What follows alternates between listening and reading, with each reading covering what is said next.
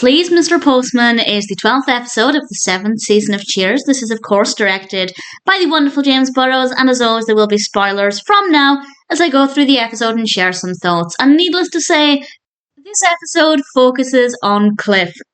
And generally, when we have a Cliff-based episode, they're pretty fantastic, and this one is no exception. The opening is actually not the most exciting, but it also kind of is. Sam is awarded Employee of the Month. He doesn't want it, so Rebecca tries to give it to Carla. She doesn't want it, so Woody gets it for the 4th month in a row. It's absolutely fine. But what makes this intro quite special is that this is the last episode before David Angell, Peter Casey, and David Lee decided to leave the show, and they're actually making appearances in that cold open. And David Angell is next to Norm, and there's this moment where he looks at Norm and he gives him this lovely, really wonderful smile that I think is really genuine, and it's just such a lovely, lovely moment. So not the strongest in terms of being the funniest intro, but certainly a very beautiful moment. We then have 2 parts to the narrative. Sam is annoyed because Rebecca yet again has turned down his advances, and Frasier suggests tapping into some kind of sexual stimulus that Rebecca has, but of course Sam needs to find out what that is, and we'll come back to that in a little bit. Cliff then comes in, and he's also not happy because he's been roped into training a new postal worker, and she arrives. She's called Margaret O'Keefe, played by Annie Golden, and she's very keen. She's really enthusiastic. Apparently, she'd actually specifically asked for Cliff by name to train her. And Cliff is definitely trying to pretend that he doesn't care, that he's not interested in this. But I think as soon as he realised it was a woman, then he's definitely taking a very different interest. And again, we'll come back to that in a little bit. We have some really fantastic physical comedy with Cliff that we'll get to in a moment. Meanwhile, Sam approaches Rebecca, and she tells him that a certain song could be considered a sexual stimulus for her, but of course she doesn't tell him what song. And we cut to Sam flicking through a whole bunch of vinyls, and I don't really think he had a system for trying to find a song, and I kind of feel like they could have maybe done a little bit more with this, maybe tried out a few different songs, had Sam singing a few different things, but what does happen is still pretty interesting. And again, we'll come back to that soon. Margaret comes back into the bar, and she's calling Cliff now, rather than Mr. Clavin. It's clear that the ice has been broken. They're definitely getting on well, and he gives her a lot of praise. She kisses him thank you, and he gives her a gift of arch supports, and then insults her by saying she has large feet. Everything here is very much going the way one would expect for Cliff. And Margaret asks Cliff if he finds her attractive, and he nods quite frantically. And then she asks if he wants to be with her, and he nods even more frantically. And the physical comedy from Ratzenberger is, as always, absolutely brilliant. And he is just shaking, and they agree to meet in a motel. And we cut to the motel, and it's very awkward. Immediately it's very awkward, and Margaret asks if they can just get past the awkwardness, and Cliff picks her up and throws her on the bed, and it's just so swift and so fantastically done. Very well executed. And immediately there is a knock at the door. It's the police, and apparently the postal van outside had been reported stolen. Margaret should not have driven it there because it was obviously no longer on her postal route. It should have been returned by this point. And they make up a lie to the officers, so they're left alone. And initially Cliff doesn't want to lie. He doesn't want to say anything that would get him into trouble. But then he realises that he wants Margaret, and they're going to have to come up with a story.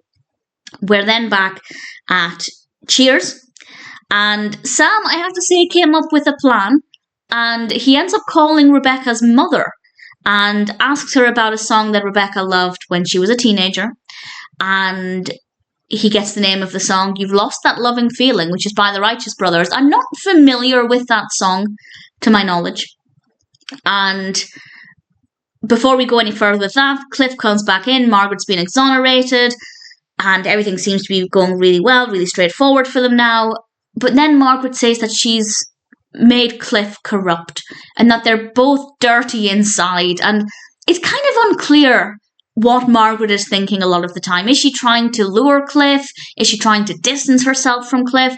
She's a very puzzling character, but in a way that's quite delightful, quite enjoyable. And we'll come back to her in a moment. But up until this point, I feel like she's really sweet, but also really untrustworthy. And it's kind of difficult to know how I feel about her, which I think is kind of the point. Sam, now armed with the song for Rebecca, takes a boombox into her office and presses play. And what we have is Unchained Melody. And initially my thought was, well, I know what that song is. And then also, I assume that's not the song that was played on broadcast. I went onto IMDb and that is correct. Apparently on broadcast they did play You've Lost That Loving Feeling, but with more recent releases and DVD releases, it has been changed to Unchained Melody, which is not unusual. Often TV shows that were broadcast once upon a time and then later released on DVD or for streaming services, they no longer have the rights to those songs, so they do change the soundtrack. Generally not a big deal, but when the character names the song and then they have to change it, it's a little bit awkward. But obviously it's perfectly understandable.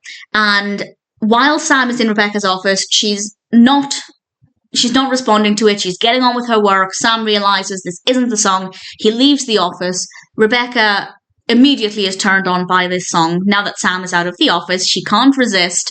And at that moment, Norm comes into the office to ask her about his tab, and she turns around and kisses him. And it's such a fantastic moment.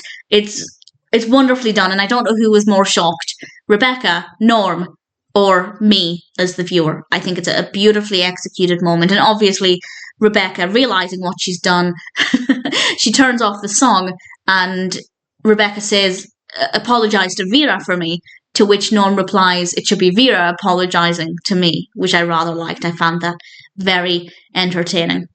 We then have the final few minutes. Margaret comes back into Cheers and she's telling Cliff that she's decided she's going to go to Canada and work for the postal service there. A clean slate, but still doing the job that she knows she's going to love.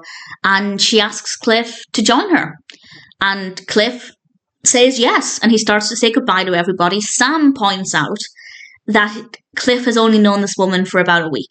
To leave everything, to leave his friends, his job, his pension, it's not a good idea. But Cliff says, and it was quite sweet, when they said, look at what you'll be giving up, Cliff did say, look at what I'll be gaining, gesturing, of course, to Margaret, which I thought was really sweet. Again, it's only been a week, but I liked where his head was. And he takes Margaret to the door. They're about to leave, and he says, nothing could make me stay. And then Woody starts singing the ballad of the Green Berets. Not intentionally, not to get Cliff to stay, but they'd been talking about it earlier when they were talking about songs, and Cliff hears this and realizes he can't leave. He can't leave America. He can't leave his job. This is where he belongs. And he tells Margaret this, and Margaret says, who will keep me warm? To which Cliff replies, you'll be fine. Women have that extra layer of fat. So definitely keeping things in traditional Cliff style here. And they all start singing the ballad of the Green Berets. And Cliff stands there really proud. And it's a rather sweet ending. And obviously, it makes sense that Cliff would stay. We couldn't have the show without Cliff. But I'm glad they wrapped it up within an episode. In fact, within a couple of minutes. They could have dragged it out. They could have left it on a cliffhanger, carried it over to the next episode. Will Cliff stay? Will he leave? But I like the fact that it was all kind of wrapped up in one. I think that made perfect sense. And it's a really solid episode. Personal highlights would be David Angel's smile to Norm. I thought that was really lovely. And Cliff shaking in response to Margaret's advances. Cliff throwing her onto the bed. The physical comedy here was really well done. Rebecca's response to the song, even if it wasn't the original song, though I'd love to see that scene with that song. If anybody has a copy out there, I'd love to see the original version.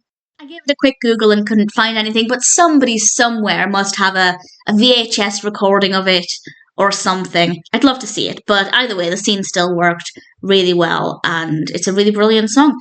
Rebecca, of course, kissing Norm. Norm's reaction was absolutely fantastic. And then the end with Cliff. Really, really brilliant episode. Please, Mr. Postman is, as is usually the case, a really solid episode of Cheers.